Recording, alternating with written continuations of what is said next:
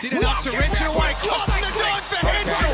You're kidding me. Whose depth and resolve is being tested. Cotton drops. Not sure what to do, so kicks it back up to the top. Shot clock at 5 for Cotton. That's ridiculous. Bryce Cotton at his very, very best.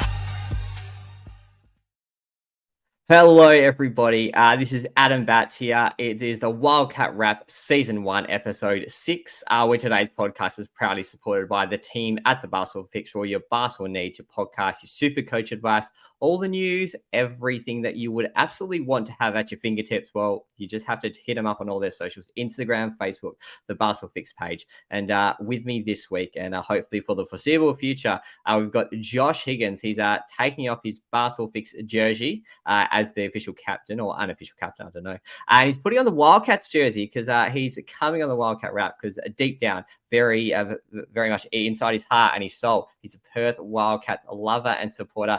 Josh, welcome back to the show. You did the first podcast with us a while ago, but good to have you back. How are you feeling, mate? Yeah, obviously excited to be back, mate. I think firstly, though, we'll just start off by saying a massive thank you to Declan, obviously, for the past couple of weeks, pretty much last month as well. Did a great job, and he's obviously done some incredible things, and he'll still be hanging around the Basketball Fix community, and we'll obviously be finding him something to do as well very, very shortly. But whilst all those podcasts were getting going, it was a bit of short of time, I guess, is the way of doing it. But yeah, obviously a massive, passionate Perth Wildcats fan, mate, and I'm looking forward to diving in because it's been an incredible week. And obviously the Basketball Fix, mate, you know, we'll call it the captain. I'm the captain of the Basketball Fix, mate. That's how we'll run with that straight away, I reckon. We'll get some banter going and we'll get Ryan and Jeremy rolled up as well. That's it, exactly. So just quickly before we dive into everything Perth Wildcats, Josh, why don't you tell us from a Basketball Fix perspective, do you have any new content coming up across this week, and maybe give a couple of plugs for some of the maybe a lesser sort of NBL podcasts outside of the Wildcat Wrap, of course? Yes, definitely, mate. There's a plenty of lesser Wildcat. Plenty of I guess lesser NBL team podcasts. I'm mumbling my words here, mate, off the start. But yeah, from a Basketball Fix standpoint, mate, there's plenty going on. I actually recently sat down with Illawarra Hawks import Darius Days. That interview will be coming out the same day that this is out. So if you're listening to this, go and check that one out. He is a guy who is just incredible. For his age, 25 years of age, he is an absolute genuine star. I think he had 22 points on the weekend as well. Make sure you go check that out because there's a couple of interesting comments there as well. And it's a bit of an interesting one. Obviously, I'll give a quick little story about that, about how the media plays a role in getting these players, I guess, motivated to play games. He talked about a specific comment during the FIBA break, which really got him back into form and I guess got him working and motivated. So go and check that out. It's a really good interview. And make sure you go check out these lesser known and I guess, less of quality podcast. Tasmanian Takeovers is up and running. The King's Table, really, really good job there by SJ in his first episode. You got the Hawks Hangout, the Breakers Breakdown. The Brisbane, we're still figuring out a name for this one. We're going to do Brisbane Banter, but we'll figure out something else. That's starting this Saturday, though. So next Monday, that will be the first official episode of the Brisbane Bullets podcast. And a massive shout out as well, mate, before we get stuck in today, to JD from Tasmanian Takeover. Made some incredible stuff, obviously, for all these podcasts. So the intro and the outro video you've seen and you will see on this particular episode, that's a massive shout to JD as well. So plenty going on, mate, as always, at the Basketball Fix. Yeah, no, I'm just very, very privileged that you're able to take a small bit of time out of your very busy schedule. Lord knows how you find the minutes to do everything else in between to chat all things Perth Wildcats. And that's why we are here to talk about the mighty Perth Wildcats, especially after today's performance. So Tasmania up against Perth. It's normally a very, very close contest for most of the time. And unfortunately, Tasmania have had Perth's number of recent times as well, both at RAC Arena and, of course, at MyState Bank Arena too. But, let's sort of sum it up. And it was a 105-73 victory in the end. And it was sort of, I guess, an outcome that I think most realistic Perth Wildcats fans did not expect coming. Just came out of the gates, blew it out of the water. Josh, I'm going to throw it to you first just to sort of break down your observations as the game unfolded and a couple of things from Tasmania, a couple of things from Perth. So over to you, mate. How did you see it all unfold? It was an interesting game, and I'll quickly throw this out there as well, Batty, before we jump in, but I'm looking forward to hearing the Tassie boys absolutely whinging about this game. They were a bit spooky to start the game. We heard about a few foul calls as well, but I think it was pretty piss poor on both ends, to be honest with you, mate. There wasn't many calls. I think, Pinder copped a bit of flack in the group chat a little bit there, but, he was driving to the basket hard and was getting absolutely smashed around by Ian Humner and obviously Majuk Deng as well, who, I think he's obviously an incredible player and had a good game, but they held him very nicely. But we'll go over the Perth Wildcats perspective first, mate. So obviously the main man, Bryce Cotton, what a game again. Like, you look at that first quarter, it really set up in the first quarter and then extended into the first half. And, I think the way you got to look at it is, BC had 15 points in the first quarter on 5 of 8 shooting, and also had 3 assists as well. So he got himself going, but he also got everyone else going very early. And you could see that when he had the ball in hand, the tempo was just really, really high. And he got everyone else going. I really loved the first quarter lineup with, he had himself, Windler, Doolittle, Pepper, and Pinder. And that gets me excited. Obviously, Benny Henshaw wasn't on the court, who I think most people would have over Elijah Pepper, but still, you can mix and match those two guys. But seeing Pinder on the court with Doolittle, those two guys complement each other so amazingly because they're both good down in the post. They're obviously both good in transition as well. And they can both shoot the 3-point shot at a pretty high clip as well. But I think it was obviously a really important first start for the Wildcats. I think, I just think they executed things so well. And, it was simple things. Like, I think Tasmania were pretty good inside in that first quarter. They were really going down to Fabry and Krislovic. They were also just attacking the paint as well. Itana Munster just didn't really have, I guess, the strength to hold himself up against Ian Humner, who's a bit of an undersized guy as well at the 5 position. But, once we got out in transition and really started to push the jack jumpers, that's when you saw guys like Milton Doyle, Stemi fade away. Jordan Crawford, who had a horrible plus-minus in this particular game, faded away as well because they made sure that Jordan Crawford was matching up on Bryce Cotton on both ends of the court. And he's not an aerobic athlete like Bryce Cotton is, because we know what Bryce is. He is one of the most genuine superstars we've ever seen across professional basketball worlds. And he is one of the fittest basketball players in the world as well. I think that's a very easy thing to say. But one thing I still want to flag for the Wildcats, and it's a bit of a tough one because it's been spoken about so often, and it's the rebounding. Now, like, there's a couple of things to go with the rebounding, and the fact of it is the Wildcats obviously won this rebound count this game, 49-41. But it's still the flags for me that are a little bit of a worry for the Perth Wildcats, and especially being a fan, it's the small things, the teamwork, the communication, the lack of, I guess, the teamwork and communication is what I'm more getting at. And, you saw it a few times there. Itana Munster's going up for a rebound. Like I mentioned earlier, he's undersized compared to Ian Humner and obviously Fabry and Krislovic. And he's having to go up one-on-one against those guys. And he lost a few offensive rebounds very early on. But it just takes a few little things here, man. It's not very hard to sort of box out a player and give your own teammate a genuine, easy chance at a rebound. But I think we're really picking at straws. This game was incredible. 105 points, like you mentioned. They had, the last quarter, they really died down with only 13 points. But, the 3 quarters before that, 29 points, 35 points, and 28 points. I was absolutely in love with everything the Wildcats did in this particular game, mate. Oh, it's like just, yeah, as you said, sort of like you weren't really expecting. Like, we know that they're a very high scoring team. I think second or first most points across the competition. But like, yeah, to smack them in the mouth early, and we know that was a summer shootout game. So obviously they had picked Tasmania in Tasmania to go. We think that we can score the most points against you. Which when you heard that Perth picked Tasmania, you're like, what are you doing? Like, this is one of the stingiest teams in the entire league, and you think you can score like the most points against them. Like, I don't know where they sit in the pecking order for the 10 teams. I don't know whether 105 is around the mark, but that's sort of irrelevant at the moment. I sort of like just for mine, a couple of observations, I guess. So the points from turnover, they killed Tasmania in that first half. To quarter time, they had 10-0 points from turnover. And then from the turnovers given up as well, like Tasmania gave up, of course, 4 turnovers. And, it just, Perth made them pay big time. And it was the same for the second term as well. They ended up having, the second term, sorry. And they ended up having 10 more points from turnover. So they really took them to the sword. No, not Craig, of course. They took Tasmania to the sword. But it was also, I guess, the shooting. So 2 halftime, 45% from 3-point line, like a really decent click, and 11 of 11 from free throw line. So the easy ones that you get, they made them count as well too. The 6 more rebounds, and like Bryce. We spoke about Bryce, and you could speak about Bryce every podcast, I guess. But like to halftime alone, he had 26 points, and you sort of spoke about at quarter time, he already had 3 assists. Well, he doubled that to 6, and he was 7 of 9 from 3-point land. So he was just on song in this game. And we're going to speak about this next guy really soon in what will be a great debate and a great chat. But Dylan Windler had a really good game just in general, but I think he's just underrated as a defender, like especially on those mid-size 4-5s. He keeps and moves his feet.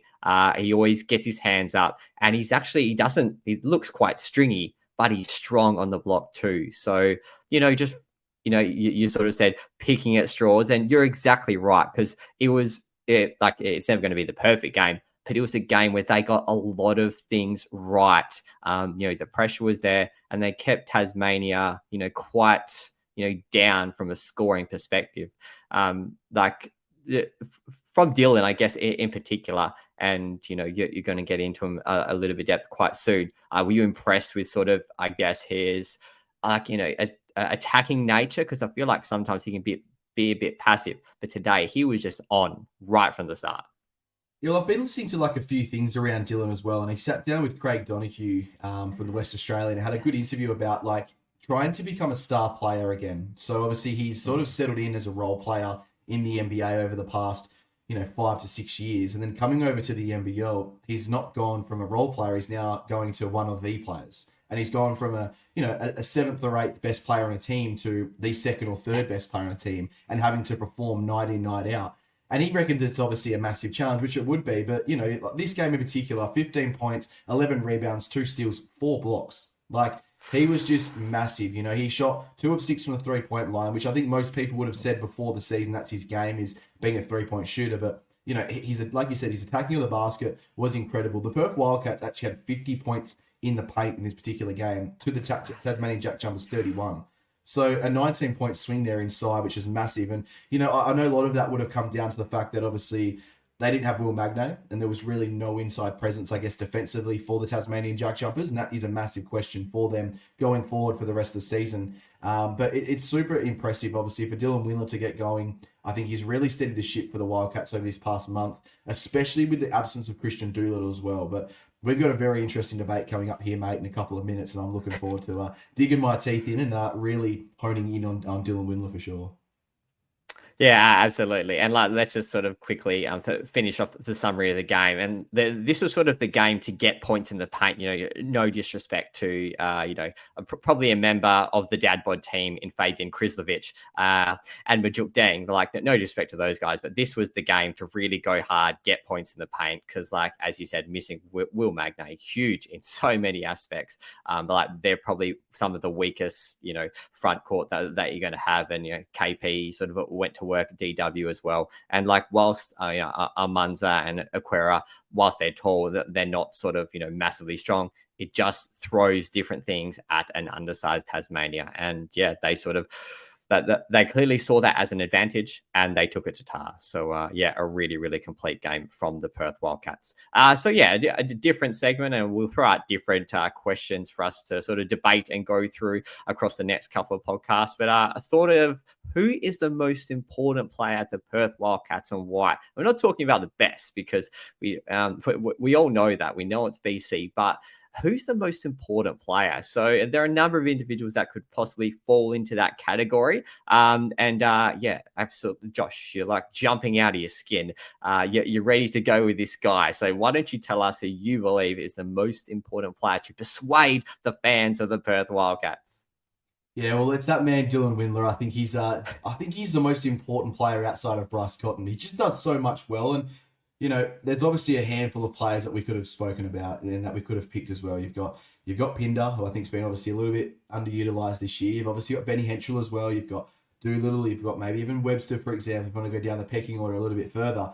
But let's go in. I'm going to go honing on Dylan Windler, mate. And I'm looking forward to obviously seeing who you pick. But his record when he's playing is 13 wins and 6 losses whilst he's being a part of the Perth Wildcats roster as well. So it's the best winning percentage of any player on the Perth Wildcats roster. Better than Bryce, better than any of these guys on the roster altogether. Now, another a statistic here as well. Now, when we touch on scoring, we know the Wildcats are the second best points per game team in the competition. When Dylan Windler plays, the over, when they hit, so you've got an over and under mark, I guess you could say. So let's just say the over under is 100 points. The Wildcats hit the over 72.4% of the time. So he is attributing to that offensive power as well. Again, that is the number one on the Perth Wildcats roster.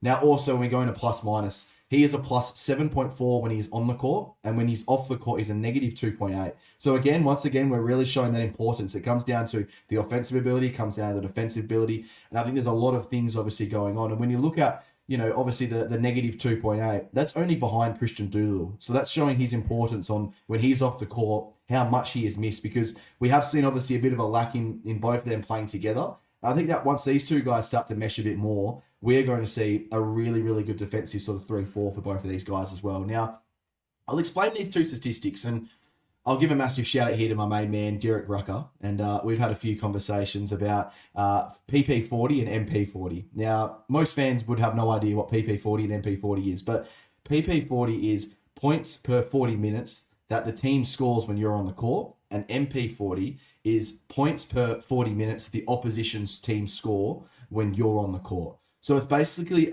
a slighter, easier way of saying is it's your offensive rating to your defensive rating. So when you're on the court, how good's the team scoring? And when you're on the court, how good are the team defending? So when we look at Dylan, he, over the 40 minutes sort of offensive style of play, when he's on the court, the team's averaging 104.1 points per game, which is 5th best in the whole NBL. So Jesse Wagstaff's up there as well, because obviously he plays very low minutes and the team does score very well when he's on the court because Bryce is getting plenty of buckets. But Dylan obviously is playing increased minutes. So to finish 5th at the moment is incredible. And also, obviously, his averages on the season, 11.9 points per game, 6.3 rebounds, 2.2 assists, 1.3 steals. His highest scoring game as well, 24 points against the 36ers. He's also had a 16 rebound game as well early on in the year, which was just incredible against the Sydney Kings. And he's also, once again today, but has done it before, had 4 blocks, and in a separate game has also had 4 steals. So I think when you look at this particular guy and the importance that he does bring to the Perth Wildcats, I think he's genuinely the second best scorer on the team, because I think, like you said earlier, he's not just a shooter. He can drive to the basket, get some really, really good shots inside. He can also draw some cheap fouls as well, but he shoots the 3-point shot at a very high clip as well. So he's still obviously finding his feet. I think the season's obviously still got 7 or 8 games to go. So there's still enough time for him to continually ingrain himself into the Perth Wildcats team, and obviously their rotation as well with Doolittle back in the lineup. But I genuinely think this guy is the second best player on the Perth Wildcats. And when we're touching on the most important player, well, BC is obviously the best, but you still need these other guys to do everything right to take a little bit of pressure off BC. So I'm going to lock in Dylan Windler, mate, and I'm looking forward to hearing what you say, and then we'll have a bit of a debate after as well.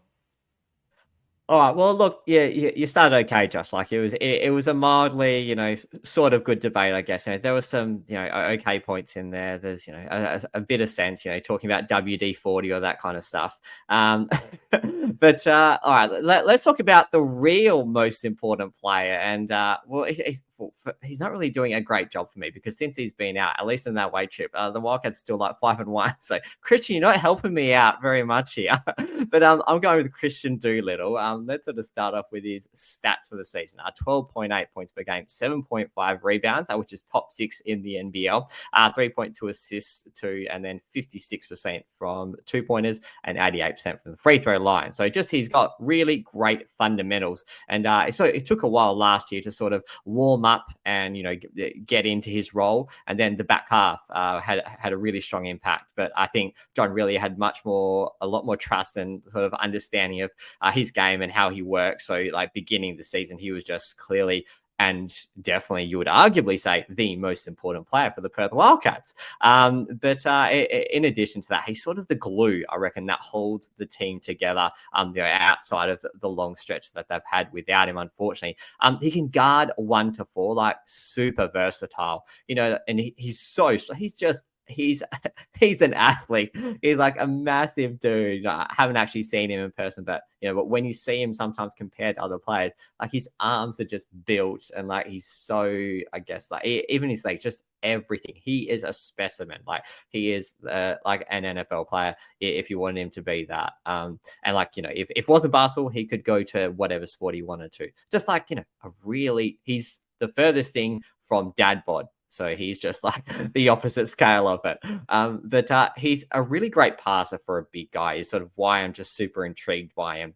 He only shoots when he needs to, so he's unselfish. And in addition to being like a really high level passer, he's a pass first kind of player. And for an import, well, it just doesn't happen very often. So like, I think that's something that someone that's come from okay leagues, and he's won championships wherever he's gone to, or most of the teams that he's gone to previously. So he's got that winning mentality, and like he's so competitive. He hates losing, and he's come out and said it. Like he just genuinely hates losing. And that the best players in the league, or should I say maybe the most important players in the league, and preferably the Perth Wildcats' most important player, if I can frame it that way, that they're the ones that are the most competitive, and they just hate losing, so that they want to do everything. I think he unlocks and opens up other players around him due to that unselfish passing ability. He's got really good handles as well for a big dude. There are numerous times throughout the game where it's not BC or Ben or Elijah bringing the ball down. They're happy to give it to Christian, and he's super confident in his ability to do that. But I think lastly, if I could, frame my case, Your Honor, it's sort of it's the scoring capacity and like scoring spaces, I guess, everywhere too. Like he can back down players because he's so strong. He's just got that, ridiculously incredible frame on the block. He's got a solid mid-range game, and like I love his mid-range, I guess, technique. It looks really pretty. And then in addition to that, he's more than capable of shooting the three. He's actually shot it quite lower from a percentage perspective compared to last year, but I don't think he's had many opportunities because you've got Dylan Windler in the team, Ben Henschel shooting well, and Elijah Pepper, so he hasn't needed to do it. And he's obviously not that 3-point capacity like Dylan. So that is an undeniable case that Christian Doolittle is the most important player for the Perth Wildcats. So, Josh, thoughts on that? And maybe across the week, we can throw it to our very loyal fans to give us some feedback too. But Josh, where do you sit with the two individuals? Yeah, we'll definitely be throwing this out on the social medias, mate. But it sounded like at the start you were trying to set him up a grinder profile. You're talking about how he's got these big bustling shoulders and these huge legs, and he's a chiseled, toned man, and all this sort of stuff as well. I thought you were trying to fall in love with the guy, not tell me he's the most important player, but he's definitely a good-looking bloke for sure. I've had him on the show. He's an incredible human being, and I actually stood next to him about 6 weeks ago, I'd say, actually, and I look like a child. I look like I've got the dwarf. I look miniature. It's crazy. But realistically, mate, I think we're splitting hairs here. That's the most exciting part about this debate. Both of these guys are, whilst they're very similar, they're still very different. But they're very important to the Perth Wildcats' success, mate. So, yeah, we'll throw the question out there on the Cat Chat, the Perth Wildcat supporters group, and obviously our Instagram as well. And we want you to answer, who is the most important Wildcat player outside of BC? Yeah, no, spot on. And I love that. Love engaging our fans as much as we possibly can, because that's what we do here at the Wildcat Wrap. Like, not so much other podcasts, whereas it's sort of a lot about them and a lot of them time. But here at the Wildcat Wrap, we love our fans. We are a fan show for the fans by the fans of the Perth Wildcats. A quick little injury update, and that's Ty Webster is getting closer and closer, about 2 to 3 weeks. So yeah, hopefully we'll see him in due course. All the Wildcats have to do in the meantime is just keep taking care of business.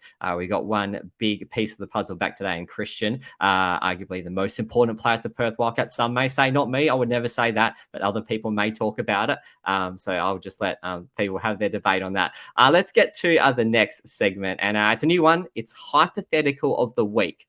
So Josh, who would you take? Either pick one domestic player or an underutilized on a current NBL 25 roster from the NBL to complement the Perth Wildcats to finish off their season, say, for the last 7 games. So we're going to get you to serve us off, and then I'll sort of come back with arguably probably the better person. So yeah, but please make a case, which will be okay.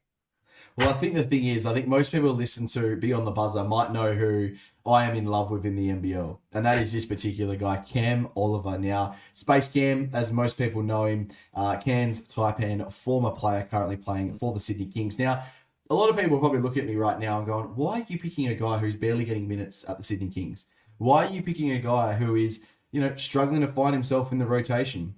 Why are you picking a guy that there's so many questions about? Well, I'll tell you why I've picked this guy. So currently this season, he's averaging 19.9 minutes per game, averaging 11.5 points per game, 6.2 rebounds per game, and shooting 47% from the field.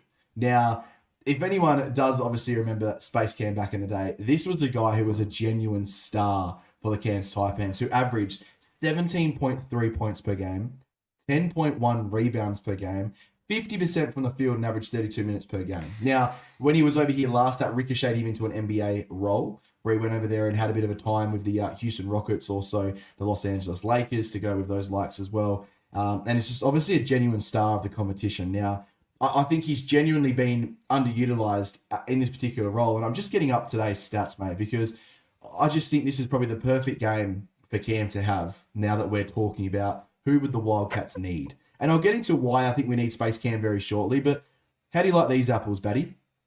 15 points, 17 rebounds, 2 steals, 1 block and 2 assists.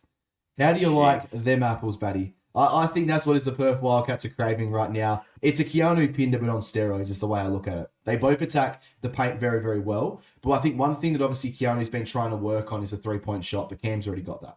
We've seen that he is not afraid to shoot the 3 ball. He's a very consistent guy. He's also a very good pick and roll or pick and pop guy, which is what Bryce needs. You see the guys who screen very hard for Bryce.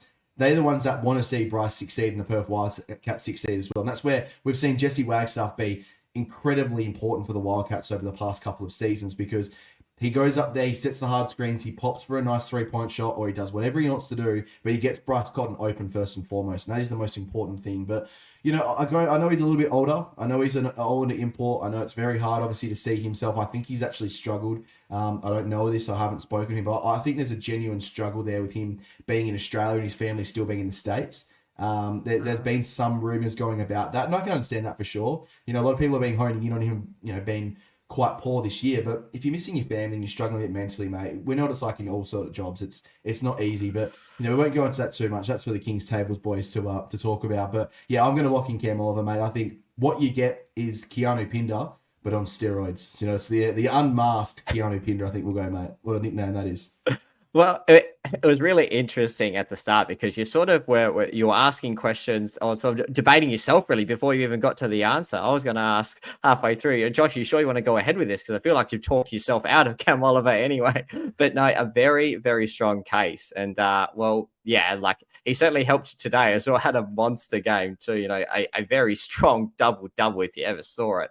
But there's another guy who, I don't know if he's better than Cam Oliver, but from a domestic standpoint, at least, there's a guy that has really only just sort of starting to hit the surface and reach his peak as a player, as a center, and he is the perfect pick and roll guy. Exactly what Bryce needs.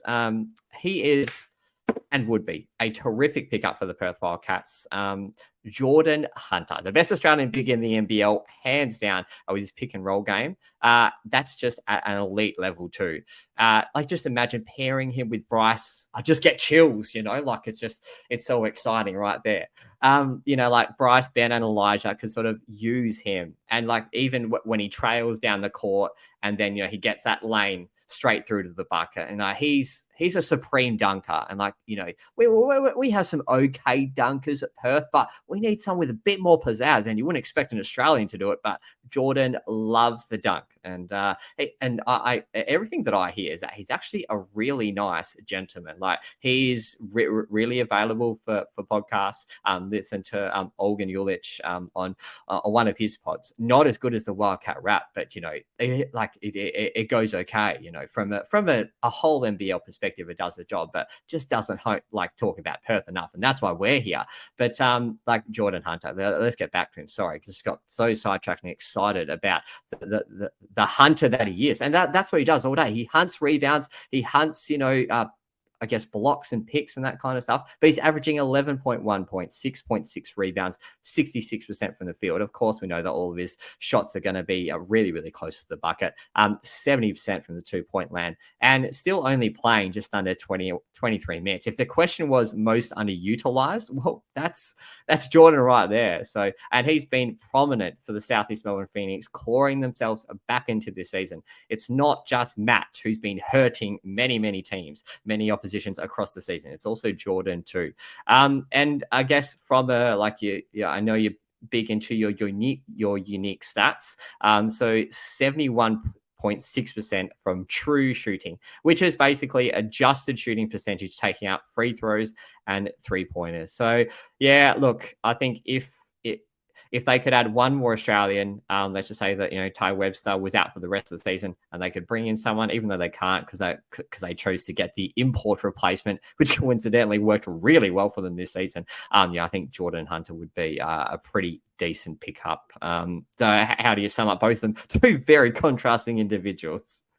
Yeah, I'll still lock in with Cam, mate. I think he's a bit more exciting. But I will give a nice little thing here for Jordan Hunter. So you said about a really nice human being. He's also one of the smartest basketball players you'll ever see. I think both his parents are doctors, and he is also a very smart guy as well. So when we're talking about high IQ and pedigree of all that sort of stuff as well, these kids got it all, mate. But again, though, I think you make a good debate there, mate. I think both of those guys, it depends what you want.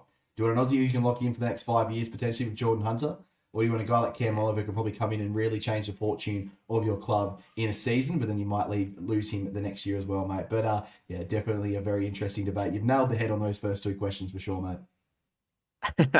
I think, jokes aside, though, I think that's what Perth were probably missing from their roster, just that true five, like that Jordan Hunter kind of role. So, we'll see what happens next season if they go down that path, or do they just get a whole heap of guys that are really flexible like Christian and Dylan and Ethan, etc., etc. So that's a future chat, of course. Let's get to here's what's ahead. Preview of the next games. Look into the crystal ball, make a couple of predictions, and maybe just see over the next the last 7 games of their season, what we think they can possibly end up at from a win-loss perspective. But firstly, they've got Brisbane away on Wednesday, and then Friday, first game back at RAC Arena up against Adelaide. So, Josh, I'm going to get you to kick us off with your sort of, I guess, preview thoughts. How do you see or believe the Brisbane game is going to pan out, just briefly? It's going to be an interesting one because, the Brisbane Bullets are a very balanced team. Every statistic you look at, they're sort of middle of the park. So they're 5th for points per game with an average of 93.9. They're in the top 6 for rebounding average per game. They're in the top 3 for field goal percentage, with an average of 46.7% from the field. But I think for the Wildcats, this game presents a bit of an interesting opportunity because we spoke about today the lack of interior presence.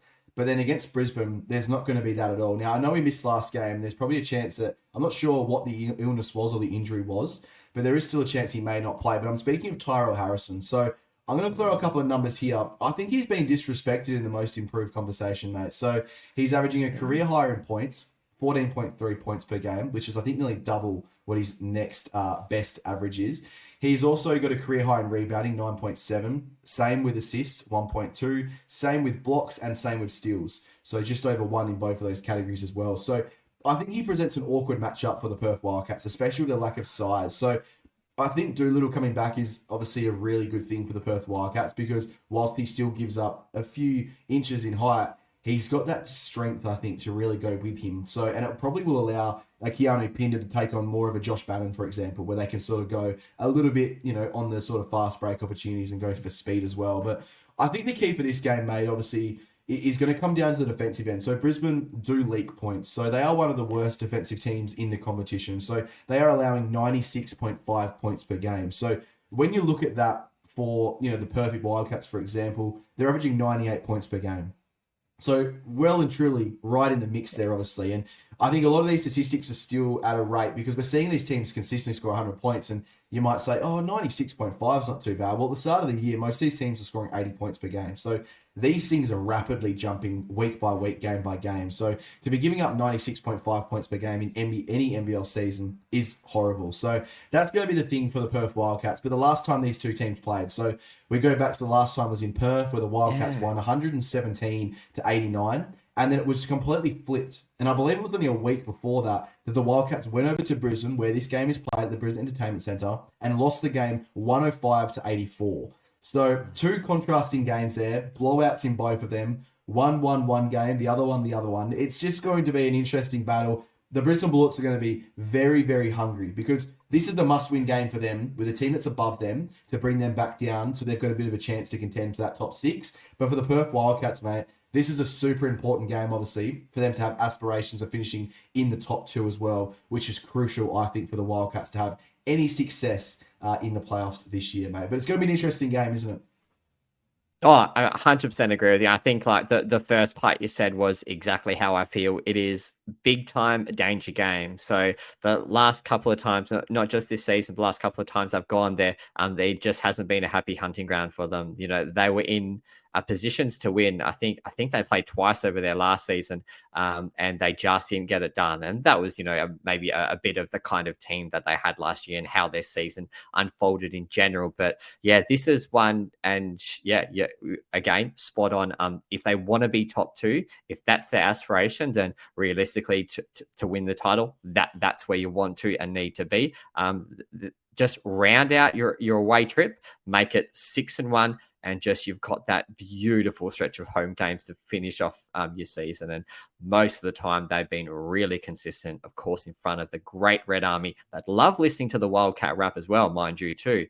Yeah, like I think this is the danger game, but this is the one that they have to make count just to finish off that away win. Away stretch of games. Let's just roll into the Adelaide game as well, back at home in front of our great loyal fans who are incredible listeners of the Wildcat Wrap. I don't know if I actually said that before, but it's the open air game too. So excited about that. I know that we couldn't have the one last season because it was too hot, I believe. So Josh, again, give us a nice little breakdown of how you reckon this, probably what's going to be a high scoring affair, how it's all going to play out. Oh, I can't wait for this, mate. I've already got my ticket. I'm heading to the press conference after the game for the first time as well, which I'm pumped about, obviously. But, you know, that's on a personal side. But this game has just got everything that you want, doesn't it? It's two of the MVP candidates in Kendrick Davis and Bryce Cotton going one-on-one.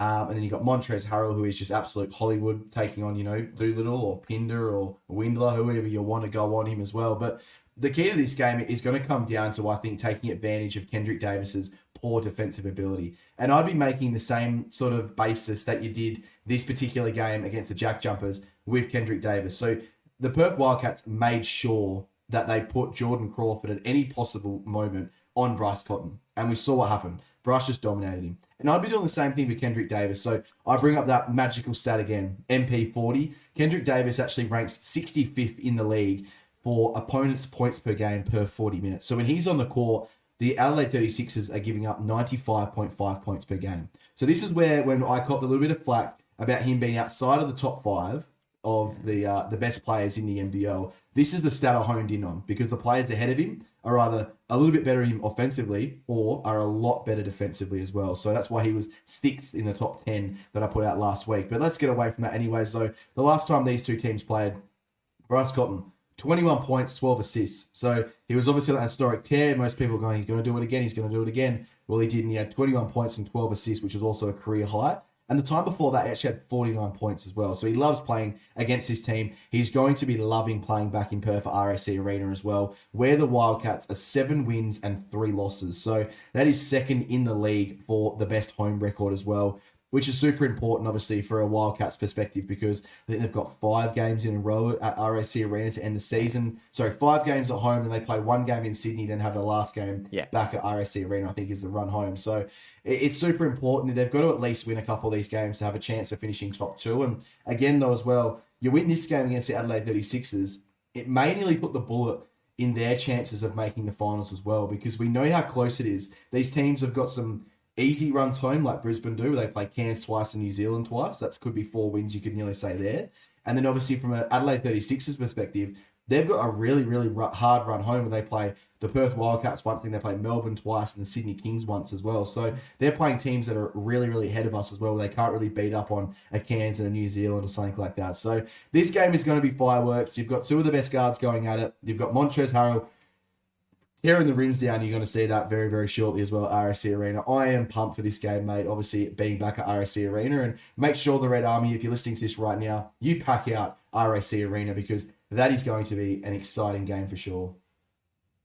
Yeah, absolutely. And I don't think Montrez played the last time that Adelaide and Perth faced over in Adelaide, because, of course, he still had one more game for that suspension. So Kendrick came back, and he was pretty good from an offensive perspective. But, yeah, just those numbers from his defense or lack thereof is really eye-opening for sure. And, I can see why he dropped a couple of places on the, ever important Higo's list of the best players in the NBL.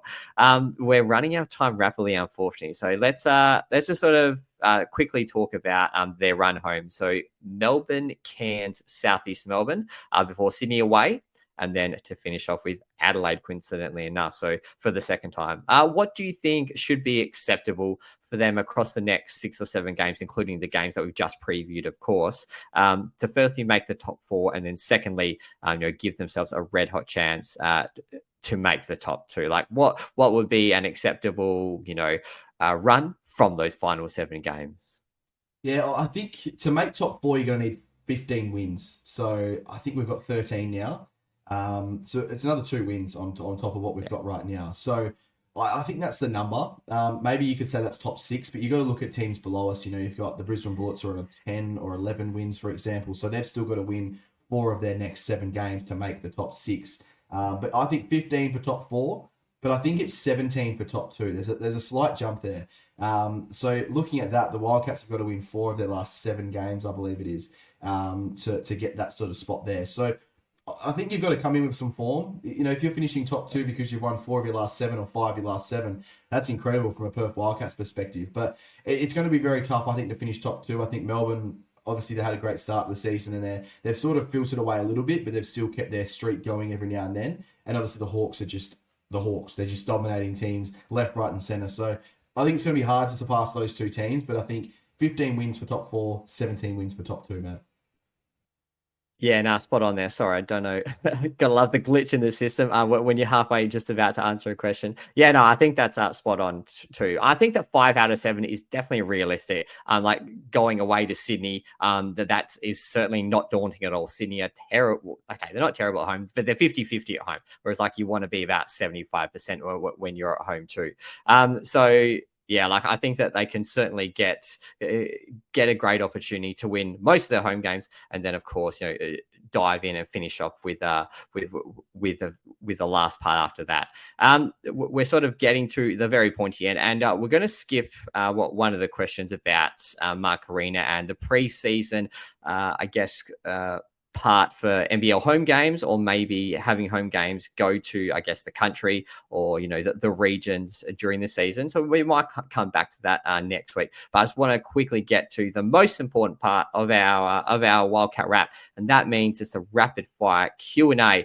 So a bit of a check in with some of our fans, our very loyal fans, and just a couple of comments, observations, and we'll get through as many as we can in the time we've got. I'm going to start us off with Erin Warwick, and she would love to know how many, or if there are any players that keep any of their game used jerseys. Now, Josh, you are very much in the loop with sort of the back, I guess, behind the scenes, what we're going to call it, of the Perth Wildcats. You know a lot more probably than the individual. So, do you know anything about this? Do you have any answers or feedback for us? Well, I'll definitely reach out and see how many of them obviously do keep their jerseys, but I know I think they wear them a couple of games before they hand them up and hang them up, I think, for the year. And some of them get auctioned off for some of the charity matches and all that sort of stuff as well, like the pink game for the breast cancer awareness, all that sort of stuff. All those jerseys were auctioned off, I do believe, this year as well. So I know that does happen as well, but I'll reach out to some of the people at the Wildcats and try and get some answers for you, Aaron. I think it's definitely an interesting one, because it'd be nice to get a couple of player-issued jerseys hanging around the neck, and I think hanging up in the back of the podcast room as well. No, absolutely. We got a couple more questions too. And Josh, I think you're going to throw these ones to me. So I'm all ears, and let's give some great answers to our awesome and loyal fans. Pressure's on now, mate. All right, so Wendy Roberts has asked, planning a holiday and need to know if I should be in Japan if Bryce is going to play there with Trev next year. So I think she's more asking, do we think Bryce is going to be in Japan next year playing for Trev, or do we see him playing for the Perth Wildcats next season, mate? What's your short answer there? Well, the short answer is I'm really optimistic. I've heard lots and lots of different people give their views on it, and everything I'm hearing is that it's more likely to be yes. It's going to be a really lucrative contract for Bryce. I'm pretty sure it's already on the table. I think it was about a month ago. It's already on the table, and Bryce has come out and said that he wants to finish off the season. And this sort of is the same for many AFL players. They wait till they're finished for the season and then address it from there. So, yeah, short answer is fingers crossed, yes. Fingers crossed. Sitting on the fence there, Wendy. I think that's the best way of doing it. Corey James, massive shout out to Corey. He's a huge fan of the show and obviously the basketball picks as well, mate. He's asked, can you give us a bit of an explanation on the direction that Mark is taking the team? I think this is it's a bit of an interesting one for sure. He's got a lot of things going on, old Mark, and massive shout out to Mark. I'm loving all his work that he's doing for the Perth Wildcats. What are some of your thoughts, mate? I guess from a little bit of a further sort of view than what myself is. Yeah, I think it's like a really positive space that Mark is bringing to the Perth Wildcats. You know, he's obviously from WA, so that automatically gets a lot of Red Army fans on side. I think people were very divided about, let's just call it the previous ownership group and one individual who may or may not still be in charge of them. But look, I think that he's making really nice inroads. He's trying to connect the Perth Lynx as well to the Perth Wildcats back again, which will be good. And I think it's what's sorely needed to, we'll go into it a little bit more depth next week about, maybe taking games to the country and the regions, whether it's preseason or in the NBL.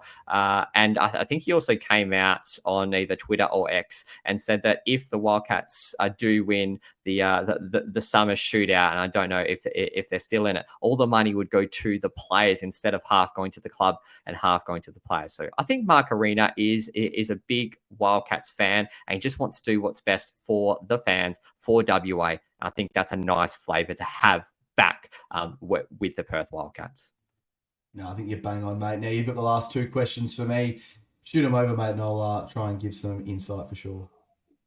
All right. From Murray Dunstan, he asked, would be really interested to hear your views on whether the NBL should have an in-season tournament and your thoughts on the Wildcats possibly playing a couple of games in the regional area. So we'll get to that one next week. But I guess the in-season tournament, what's your thoughts on if it should come in or not, or come back in from the 2020 COVID era? Yeah, well, I don't really care for it too much, to be honest with you. I think, you probably could do it because we have seen these runs of games played, like over Christmas. It was 12 days of Christmas. I think there's been 13 straight games or 13 straight days in this sort of period here where games are going to be played. So you definitely could do a small little tournament here or there. But it just really does come down to, I think, money, time, and then locations as well. If you're going to do it in Victoria, for example, you can't really go down to Traralgon and play. A lot of people have been commenting on the court down there and saying how poor it's been. And obviously that's a second court that you'd have to use, for example. There's obviously the Perth arena and everything like that, obviously with Bendat as well, that you could probably use. But it obviously has to be viable. I just don't really care for it. I don't think it's that great. I think playing games in short succession to win an in-season tournament, the end goal is the championship at the end of the season. There's no bigger feeling than winning an NBL championship or a championship in general. So why diminish it with a little in-season tournament, to be honest with you, Murray? But I'd love to hear what Murray's thoughts are as well. Reach out to us on our social medias as well and give your little views there. But yeah, I'm not a massive fan of it, to be honest with you. Yeah, no, I think I'm the similar too. Just, you just want to focus on the NBL championship, the big one that everyone wants to win. And lastly, Jaden, apologies if I just butcher your last name there, but Jaden Hewer, for this team to win a championship, the Perth Wildcats, do we think Pinder is a starter? Very good question. Very good. I know Jaden personally. He nailed his last name. Jaden Hewer, that's his name, mate. But yes, I think them to win a championship, Kiami Pinder has got to be a starter for the Perth Wildcats. So I don't think there's any question about it. He is a genuine star in the league. It's just his confidence needs to get going. And I think they're starting to slowly bring that back a little bit. I think Itana Munster's not going to last as a starting center in a championship team. I just don't think you can rely on a 19-year-old to carry the load against some of the biggest men in the NBL. Montrezl Harrell, for example, Isaac Humphries, if they make it, Xavier Cooks, Cam Oliver, Jack White. You could go on all bloody day. Sam Froling, there's another one there as well from teams that are above us. But I don't think Al Munster can be a starter. So for them to be a starter, mate, for Pinder to be a starter, I think that would be a massive step in the right direction for the Perth Wildcats winning an NBL championship. Yeah, agree. And also, you could arguably throw in maybe a recruit that the Perth Wildcats would love to have in Jordan Hunter, maybe the best name that you didn't mention, Josh, too. So, just throw that out there. Unfortunately, time has gotten the best of us, as it always does every week. Sad face, I know. Wildcat Wrap fans, we could go on forever, but we just can't. So please, if you haven't already, don't forget to like, subscribe, leave a rating, and leave a review. You can hit us up, The Basketball Fix, on Instagram, Facebook, of course. The Basketball Fix page too. All your Basketball Fix needs. Josh, just before we sign off, anything else you just want to talk to our loyal fans about? About engaging with us and leaving comments and of course great questions too. Yeah, definitely. Make sure you get involved and obviously give us a bit of feedback. And I guess the other thing as well is also what would you like to hear is the most important thing as well. So that is obviously, this is a fan podcast for fans. So we want to know what the fans want to listen to. We'll try and get a few player interviews as the season goes on and everything as well, which will be super exciting for not only Batty and myself, but also all the fans listening as well. But yeah, great episode, mate. I'm looking forward to getting back on board with the Wildcat Wrap. I'm looking forward to diving in as the season continues to go on, mate. But yeah, it's been an incredible episode, and make sure the Wildcats have a good win on the weekend against the Brisbane Bullets, and make sure we pack out RSC Arena as well for the open air game. I know Mark will be super, super pumped about that as well. Nah, absolutely agree. So yeah, unfortunately, from Josh and I, and of course the whole team at the Basketball Fix, to a lesser extent, all the other podcasts, in particular the Tasmanian Takeover. But from Josh and I, we are out for now. Did enough to wrench it away. Cotton the dive for Hensel. You're kidding me. His depth and resolve has been tested. Cotton drops. Not sure what to do, so kicks it back up to the top. Shot clock at 5 for Cotton. That's ridiculous.